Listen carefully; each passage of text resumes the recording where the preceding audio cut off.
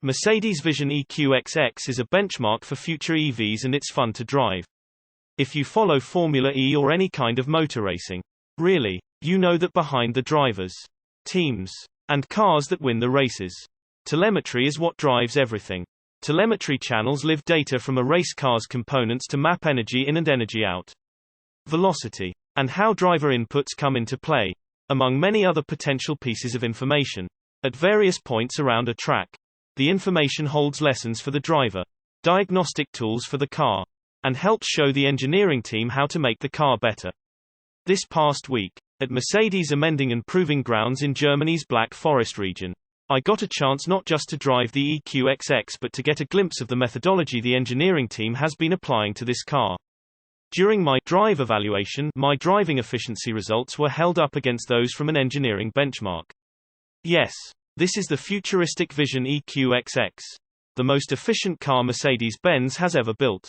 It covered 746 miles on a single charge in April, running from Stuttgart, Germany, to Silverstone, England, with extra distance to spare for some victory laps at the end. Mercedes-Benz Vision EQXX. Prior to my run, I got to know the course with a run in a very special Mercedes EQB the team calls Emma. A nod and a wink to MMA, the platform for volume production compact and mid-size EVs, arriving mid-decade, that all the information from EQXX is being fed into. Although it simply looks like an EQB on the outside, Emma's battery, engine, inverter, and cooling system are identical to what's used in the EQXX. And since there is only one EQXX, Mercedes tests any small changes to the propulsion system here first. A lift of the hatch reveals that the back seat has been removed and replaced by a board full of sensors and components. Yes, things have broken and there have been incidents. But the one-off EQXX and the rest of its special materials and components have been kept safe. Vision EQXX project manager Malte Sivers notes that this is the only rear-wheel drive EQB because it had to match the EQXX's layout. Single motor production versions of the EQB for Europe. Not due to the US a front-wheel drive. Mercedes EQB with EQXX battery and drive systems in the EQB. Mercedes engineers can stretch the range of the vehicle to more than 700 km 435 miles of range with the 100 kWh battery pack. Sivers says that figure emphasizes the point that just having the best possible electric drivetrain isn't enough. The proving grounds are by no means flat or straight. The ribbon of road through a former tank proving facility that offers a route that's smoothly surfaced but includes various terrain changes, some roundabouts, and several speed zones ranging from 50 km h to 100 km h, with speeds enforced by vehicle monitoring. They watched us. Over the 16 km nearly 10-mile loop, I averaged 12.1 kWh, 100 km, or 5.1 miles kWh, which is close to double the efficiency I saw in the EQB 300 I'd just driven. Mercedes-Benz Vision EQXX Mercedes-Benz Vision EQXX Mercedes-Benz Vision EQXX. Then it was time to get into the EQXX. Although technically a concept car, it feels entirely drivable and doesn't have the brittle show car feel I've noted from concepts in the past. I pulled the door strap made of biosteel fiber, and the door made of glass fiber reinforced plastic and polyamide foam closed with a reassuring thunk.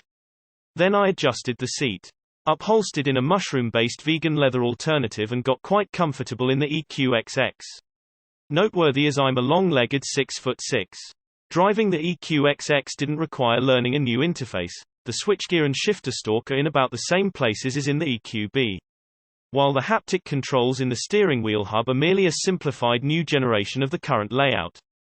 The most radical change was the super long one-piece 47.5-inch display standing atop the entire low-set dash, closer to the field of focus, with a more natural contrast level. I found it far easier on the eyes than the EQS's hyperscreen. We set out and heard the whine of the motor and whir of the drive systems. Mercedes hasn't put a lot of effort into NVH yet in this one-off, for obvious reasons, but it's actually quite good.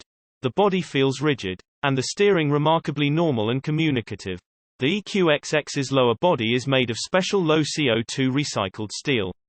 And the entire rear portion of the EQXX is the largest aluminum structural casting done yet by Mercedes-Benz, with the damper domes cast in. But this futuristic pedigree doesn't give itself away. Mercedes-Benz Vision EQXX. One clue is to the car's advanced design was the almost complete lack of wind noise.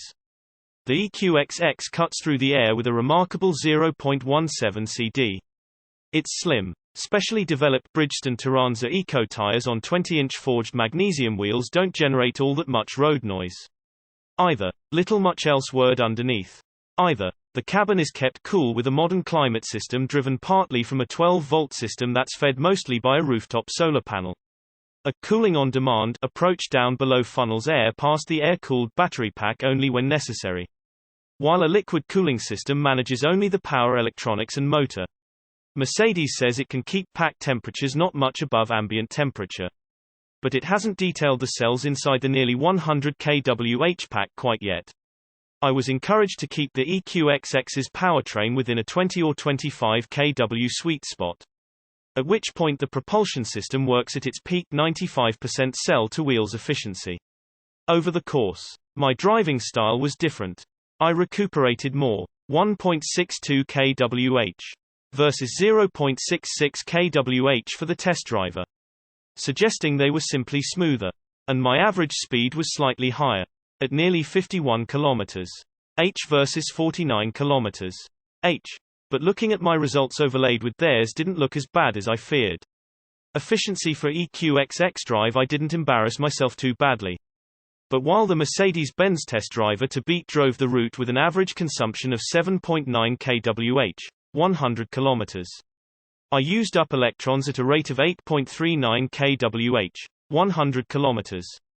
Close but not quite as efficient. To compare, that's 7.4 miles per kWh. About double what would be considered excellent efficiency in an EV today. And about 45% better than what I saw in EMA. The exercise emphasized that in the cars of the future, designing the propulsion system around efficiency isn't enough. That the real gains are to be made in focusing on the entire package. Off the telemetry data record for the moment, I was then allowed to have a little fun. To tap into all of the EQXX's 180 kW 241 horsepower. In a vehicle that weighs less than 3.900 pound. It's plenty. And as I loaded up the G-forces in a corner and was surprised how well the skinny tires held on, I was reminded that the center of mass in this model sits very low. I walked away with a grin and handed off the EQXX to the next person, while my telemetry lay waiting.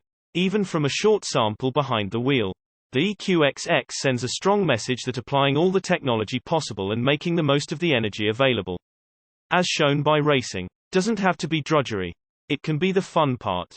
Reposted from sourcemotorauthority.com.